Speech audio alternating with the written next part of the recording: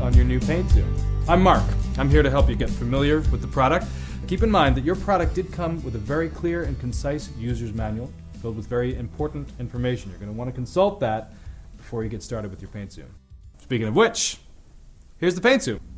It includes the Pint Zoom spray gun, a paint container, viscosity cup. What is viscosity cup? Well, the viscosity cup is used to measure and thin the paint. Okay?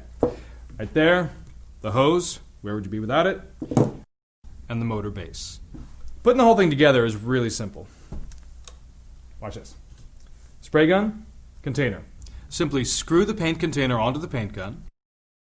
Attach one end of the hose to the back of the gun, here, and the other end to the motor base. Plug it in, you're ready to go. Well, almost.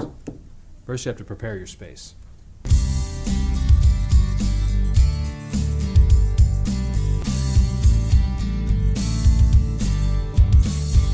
When painting, you should always make sure your surface is clean and completely dust-free.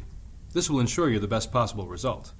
Although your Pint Zoom will produce very little overspray and paint mist, we recommend you cover any surfaces you wish to remain paint-free with a drop cloth and tape off all moldings, outlets, window frames, etc. And remember, keeping yourself safe is the most important thing.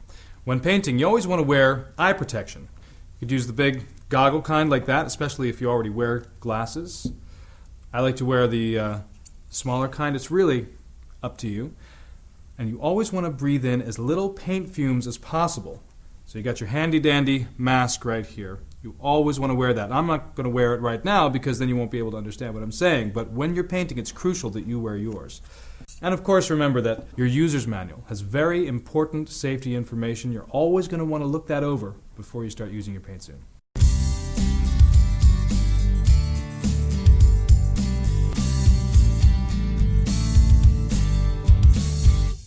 Once you've prepared your surface, it's time to prepare your paint. The first thing you have to do with your paint is test the viscosity. Viscosity just means how thick the paint is. To test the viscosity of the particular paint you're using, simply dip the viscosity measuring cup into the paint and time how long it takes for the paint to empty completely from the cup. Now, if it takes longer than the time indicated in your instruction manual for that cup to empty completely, you're going to want to thin your paint. For the Pint Zoom and the Pint Zoom Deluxe, the indicated time is 50 seconds. For the Pint Zoom Platinum, the indicated time is 90 seconds. So when you're diluting, you start with a 10% dilution. That means 10% water, 90% paint. You give it a stir, you test the viscosity again, just add more water as you need to. To thin the paint, simply place your finger over the spout in the viscosity cup, fill it with water, let it drain into your mixing container, and give it a stir. Repeat this process until the paint reaches the desired viscosity. The next thing you want to do is strain the paint. Because Pint Zoom is a motorized paint sprayer, you want to make sure your paint is as particle-free as possible so it doesn't clog or splatter.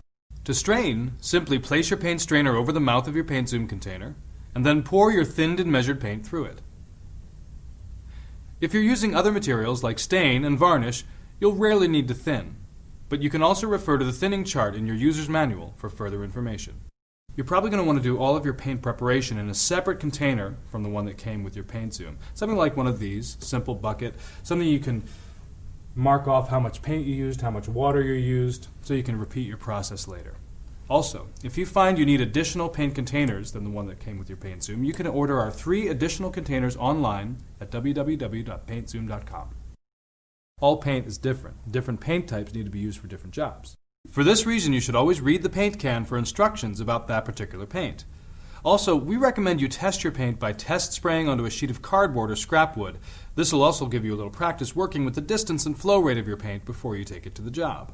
When you're spraying something high up, such as the top of a wall or a ceiling, you should angle the suction tube towards the rear of the paint container. Similarly, if you're working on a lower surface, like the floor, you should angle the suction tube towards the front of the container. This will ensure you waste the least amount of paint possible. One of the things that makes Pint Zoom so spectacular is its versatility. You can do multiple different types of projects because of this spray pattern adjuster. It's got 3 positions: horizontal, vertical,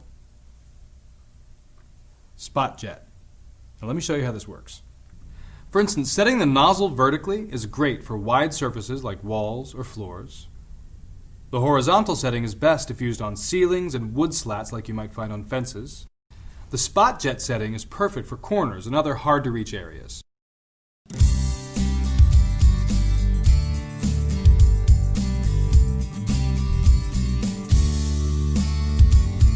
Here's some quick tips to help you paint like a pro.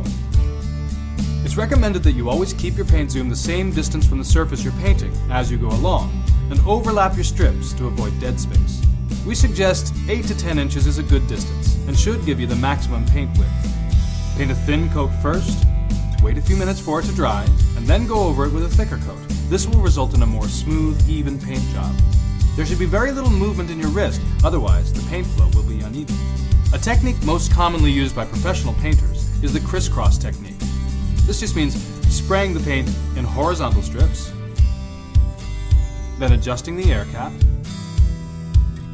and crossing over these strips with vertical strips. Always make sure your passes are smooth, and your speed should stay constant. This will make painting even a very large wall fast and easy. Right here in the back of your paint zoom gun, you got this nifty little dial. This adjusts the intensity of the paint flow from the gun. You turn it clockwise to decrease the paint flow. You turn it counterclockwise to increase the paint flow. If you're spraying closer to your surface, your paint flow needs to be lighter. And if you're farther away, you should increase the paint flow. This will give you maximum coverage. It's recommended to paint in sections about 20 inches long, and avoid stopping and starting if you can. Now, as I mentioned before, you rarely need to thin varnish or stain. And what I've done now is taken a little bit of stain, put it into my paint zoom container. Got my handy dandy goggles right here. Always remember your eye protection. And now I'm ready to take this unfinished chair and turn it into a beautiful rustic looking piece. Here we go.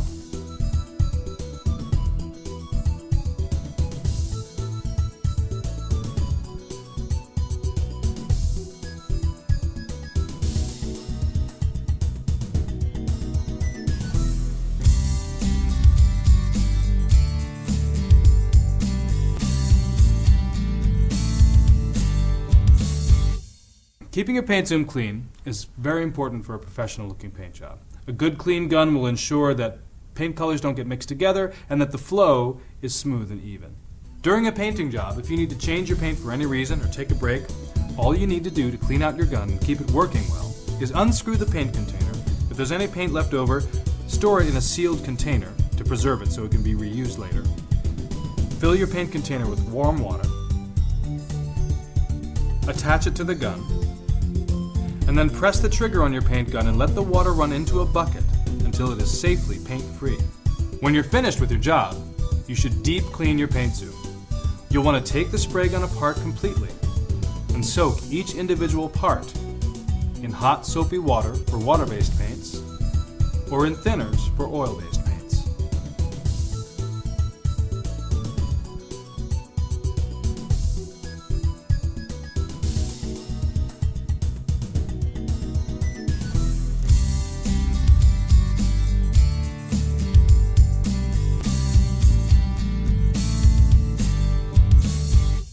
While using your paint zoom, you may come across a few simple problems.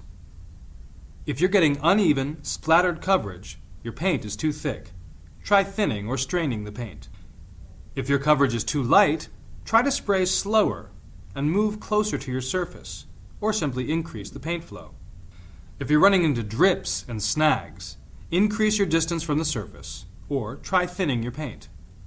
If you're ending up with orange peel, otherwise known as air bubbles, the surface temperature is too cold and there are air pockets in your paint.